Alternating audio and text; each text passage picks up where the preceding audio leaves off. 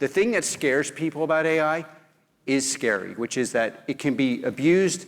It will give great powers, much more power than they otherwise would have without it, and it will lead to a hierarchical disparity, which will lead to how the world is governed, which is why we have to win this in America.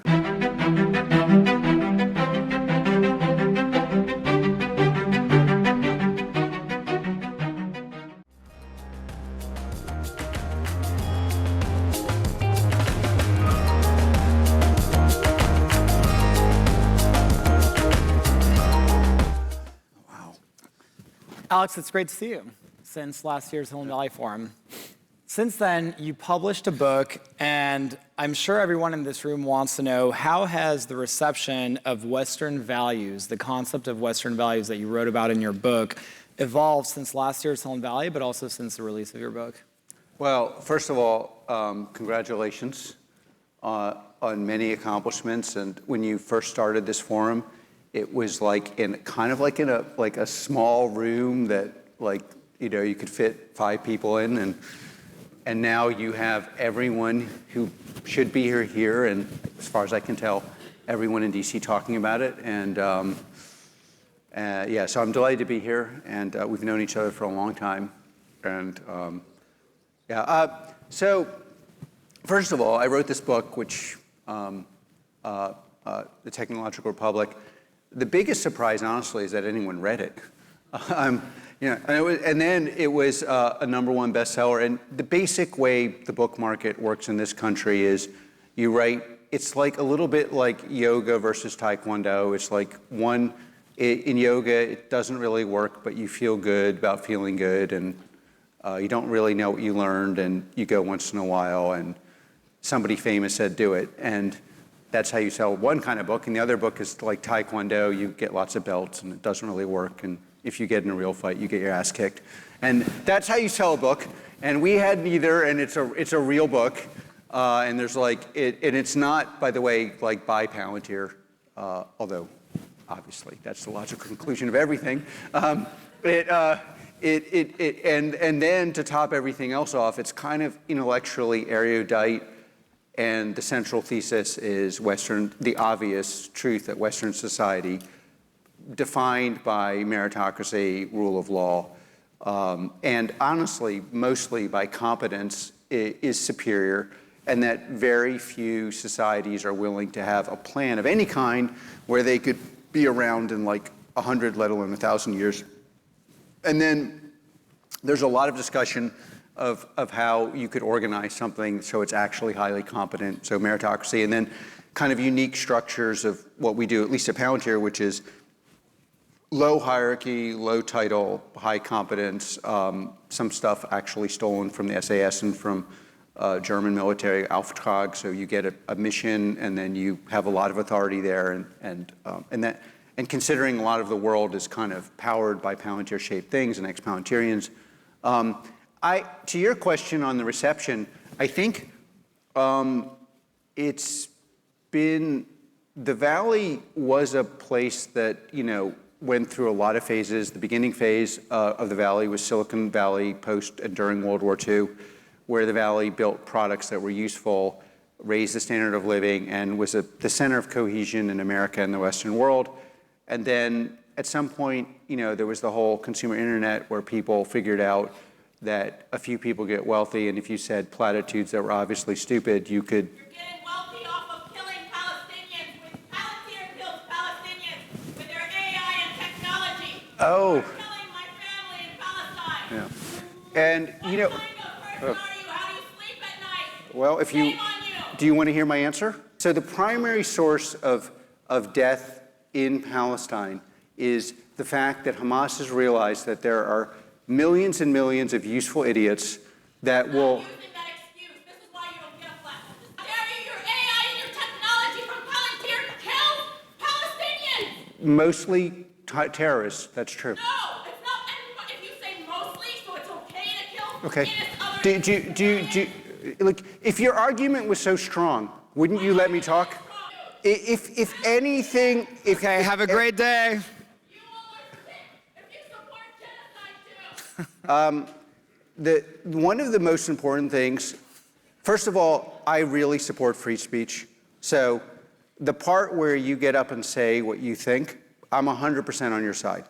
Like, if you want to come in here and accuse us of doing bad things, regurgitate where I'm a sick, bad person who's doing it for power and I'm enjoying watching people suffer. Okay, great. I 100% support her right to say that.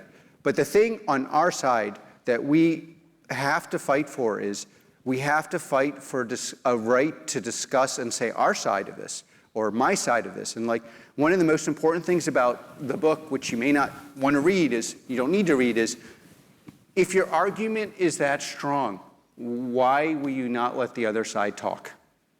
And there, it's like obviously, if the argument was as simple, and by the way, the pain of Palestinians is something that everybody, and anyone who dies in war, obviously people care about, I care about that.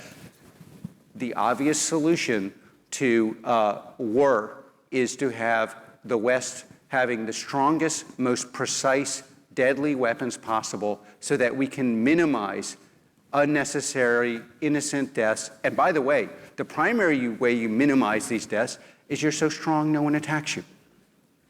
And that's how you actually do it. Now, there are many sides to this debate, but one of the things that's really frustrating in the West, honestly, is I kind of call it, I spent a lot of my life in Germany. I'm kind of pro-German culture, especially where it actually works, which you could argue in many ways it's not. But it's like what I would call probably incorrectly, the greenification of our society, which is, we kind of all support something like climate. I think most people support regulated immigration. You have 20% of your society in Germany who are just radical to the point where the ideas make no sense, but they 100% believe, and then they end up controlling the policies of the whole society. And the responsibility we have who want pragmatic, real-world solutions, like, of course, wars lead to innocent deaths. What do you do to minimize the death? Why did October 7th also include how were there security lapses? These are really important questions. Could it be done better? How would you do it better? What is America's role? Who do we sell to? Under what conditions? Who controls the technology? Does America control the products we produce? At what point, if we're going to have generalized deadly AI, does the government have a responsibility to control who owns it, who runs it, what is it used for? Is there a sense in which you have to be politically and culturally aligned? Can you have a discourse of discussion? These are all completely legitimate topics. But if we who disagree with being shouted at do not stand up and say, fuck it, we got to fight back, at least talk about and force discursive discussion, they will win. And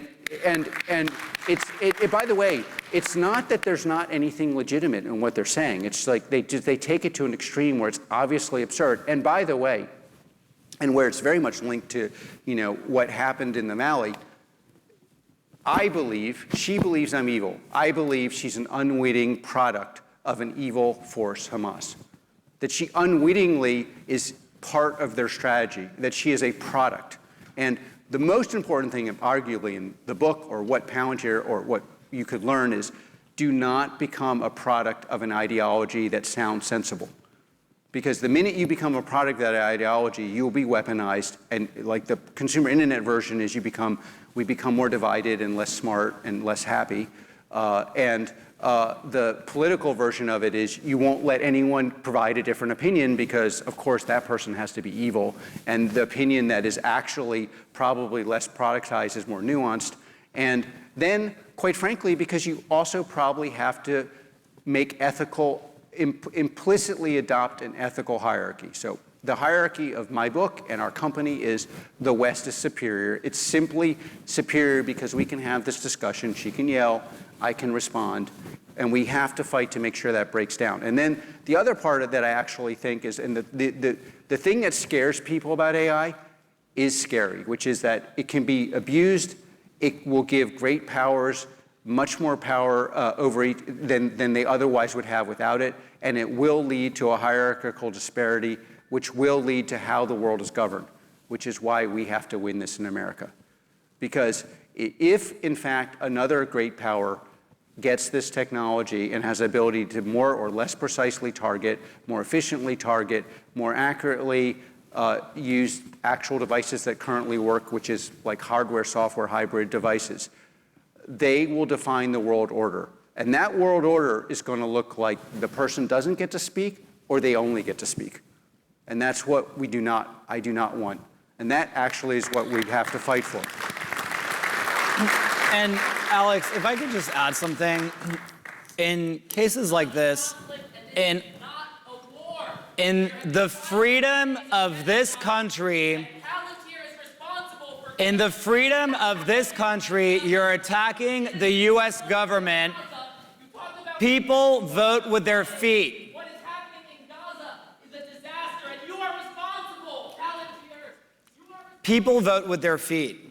In the freedom of this country, these protesters are using our democracy to attack our system of government, and we support their freedom of expression, but it's important to remember that the freedoms they enjoy here, they would never be able to cause this circus in Gaza. And so it's important to keep that in mind. So, shifting gears a little bit. I haven't had this much fun in a long time. Maybe I should come back tomorrow. This is like I'm actually a reformed academic, I spent most of my life, there are many Palantirians here, actively hiding my dyslexia. It's probably the only thing I've ever hidden. Like, I probably should have hidden more of my personal life, or definitely should have hidden my political views. I should have, I got lots of people to quit Palantir. I didn't want to quit by telling them things that were seen insane or offending them, which I apologize for sometimes. The dinner table basically was, obviously it wasn't just shouting, but like discursive, and there usually was an aunt or an uncle who was occasionally over who would pull something like this, but it was usually from the far left. It's like, but the means of production are so stacked against the working class, how can you have a view? So it's somewhat cathartic. So in this room, we have a lot of builders who want to build great products and who want to build great companies. Obviously, Palantir is now, I lose track of the market cap, $220 billion market cap, depending on the day of the week. What are some of the organizational lessons that you think have made Palantir a great company, and what advice do you have for policymakers to make our government culture more efficient and effective? By the way, I believe we're in our infancy, but I think every real company that succeeds at a scale, like, basically I think there's a binary thing in the history of companies, like, can you get to $1 billion in revenue or not? And it's an important metric because parts of a system can go well and can get you pretty far, but if you can cross the $1 billion mark, then something has really gone well, and it's not just something falling together. And I would, to get to that kind of mark, you have to have a founding team where people are doing something where they have a primordial level talent, inborn talent, that they're willing to dedicate every ounce of their life to, probably for 5 years or more. And I believe to do that, you have to have a belief structure on top of it. Like, the pain of dealing with highly talented people, or the most talented person you've ever met, is going to be very, very high. And I don't know how you do that without some belief. Now, the belief doesn't have to be, I would prefer it to be Western values and the superior of the West defined like I see it, but it doesn't have to be that. But I would say, and as absurd as that kind of sounds, look at the counterfactual. Almost every great company in the world is built by builders in this country. And why is that? Again, take the German example. Germany has people that are equally talented, equally smart, they believe much smarter and which they tell me whenever I go there. And yet, in this country, and why is that? And one of the reasons is we have, our version of religious freedom is you get to define your own church, synagogue, mosque, or cult. And then you get to set largely the rules of your own religious community. And that seems like a banality, but it really only exists at scale in this country. So as you know, in Europe, so if you move to Germany or Switzerland and you sign up, they'll ask you, are you Jewish, Christian, or Muslim? And then it's the community standards defines whether you're a member. And in this country, you get to decide, and you get to set, and we have a belief culture. And if you combine that with enough technical people and pragmatism, you can have a great company. But the part that people leave off the balance sheet when they talk about Builder is the belief side. And I think there was like a flash in the pan where there were companies where the people were just completely narcissistic. And there is a narcissism to believing you're going to do something, a productive narcissism, I'd like to believe, of believing you're going to do something really big and great, even though the odds are stacked against you. That's necessary. But believing there is something larger than the numbers, that is more important than the numbers, that gets you through the pain of failure and, in my view, the greatest task ever, which is working with someone who annoys the crap out of you every day for 5 years and deep into your pores annoys you. It requires belief and then I think especially now, you really obviously have to have something that is actually differentiated and actually deep and hard to do. Now, deep and hard can be a combination of tech depth and an ability to sell into a difficult market, like breaking into the US government to get them to buy something that they couldn't measure, couldn't see, couldn't feel, couldn't test software was really hard. And and I think it's gotten easier, but it's still hard. And so you're going to have to, businesses have basically two components, deep tech and some way of getting someone to buy it. And you need to do both. And that's why it's very hard, because most people who can do the deep tech probably are building the wrong product and or can't get the product out of the first olive or the second or the 10th or the billionth out of the jar.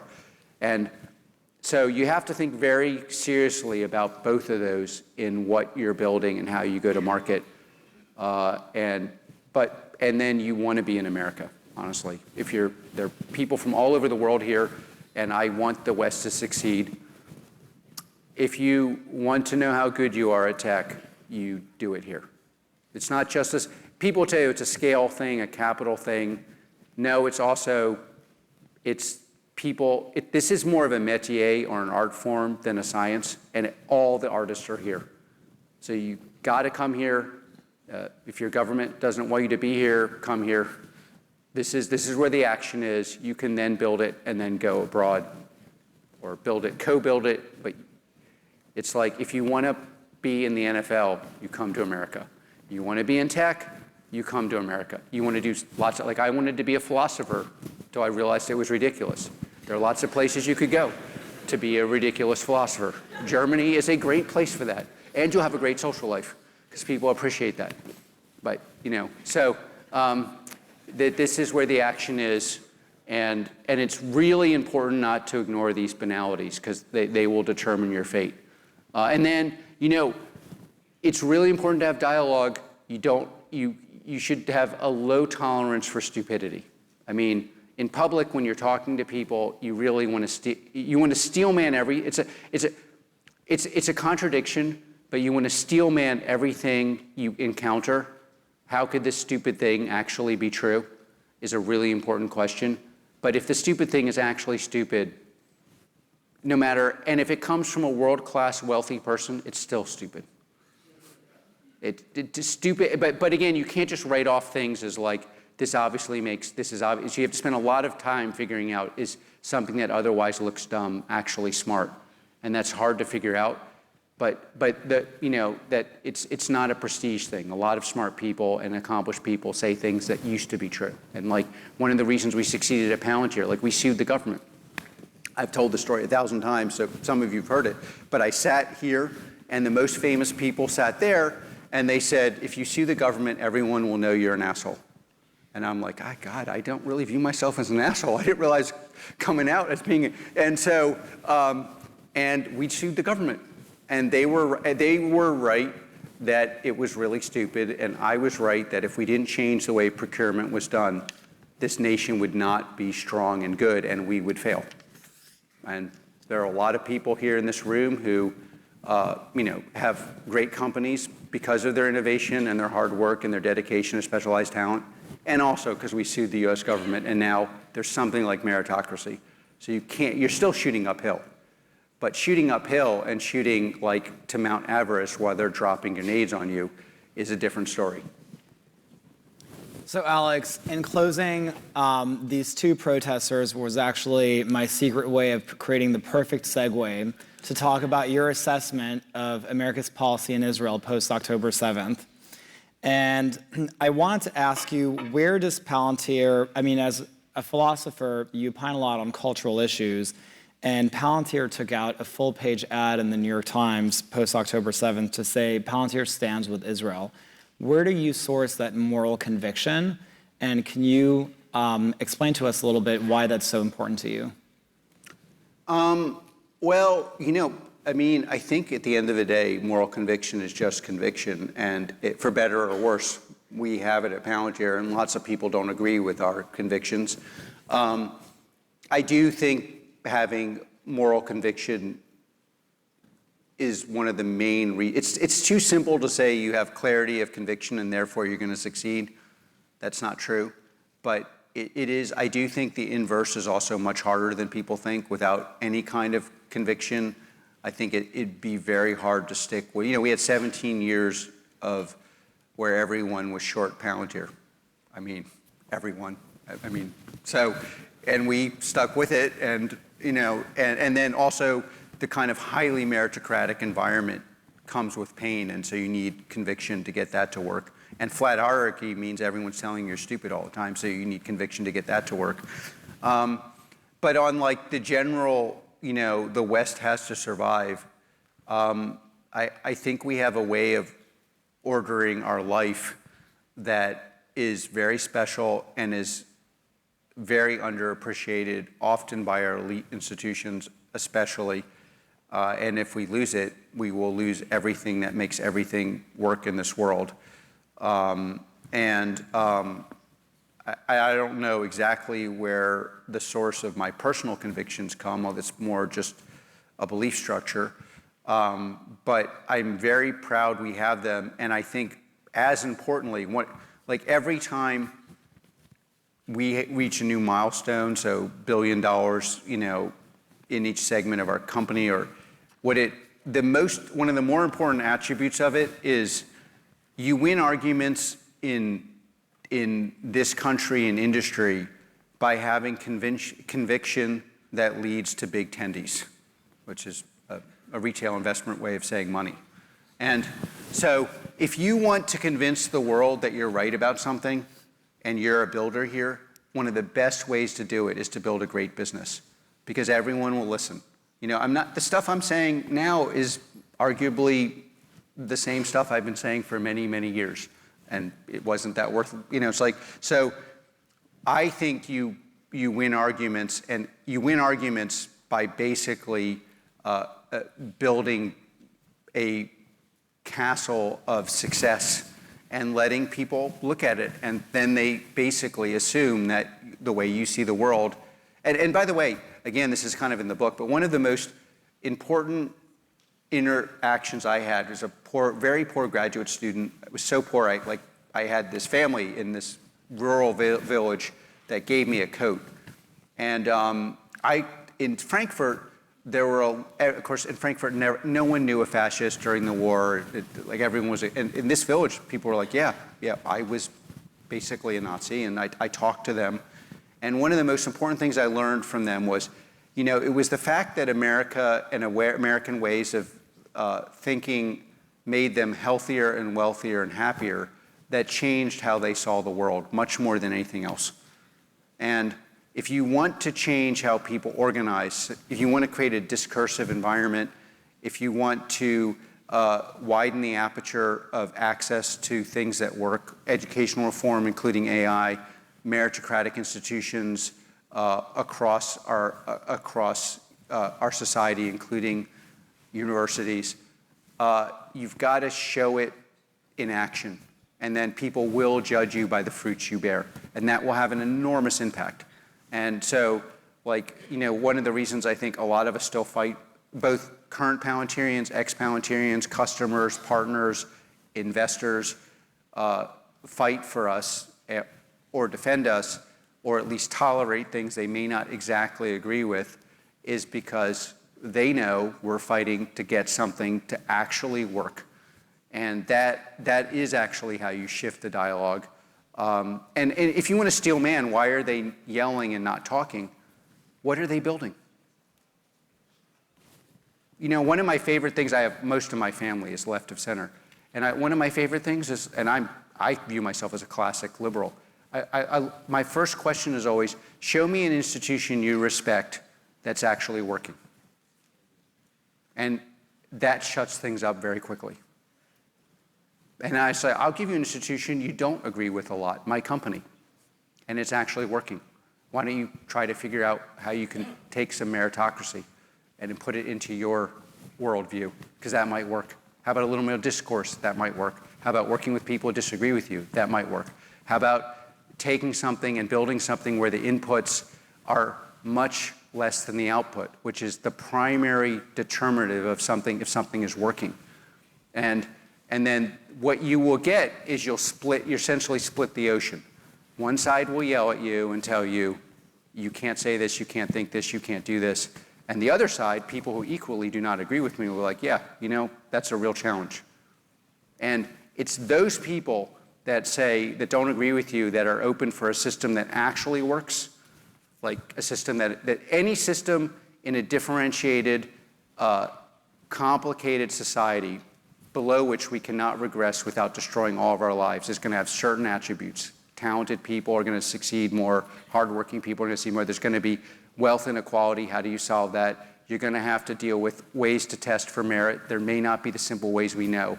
And you're going to have to produce something where the inputs are less than the outputs. And we have to get, and the way you convince people of this is you do something that's successful and you challenge them to have their worldview produce something that is better. And usually what you'll find is half the people will say, yeah, well, you're kind of some form of bigot or you're evil. And the other half will be like, yeah, okay. And then that's how you organize things, and that's how you actually make a lot of change. Alex Karp, everyone, the CEO of Palantir.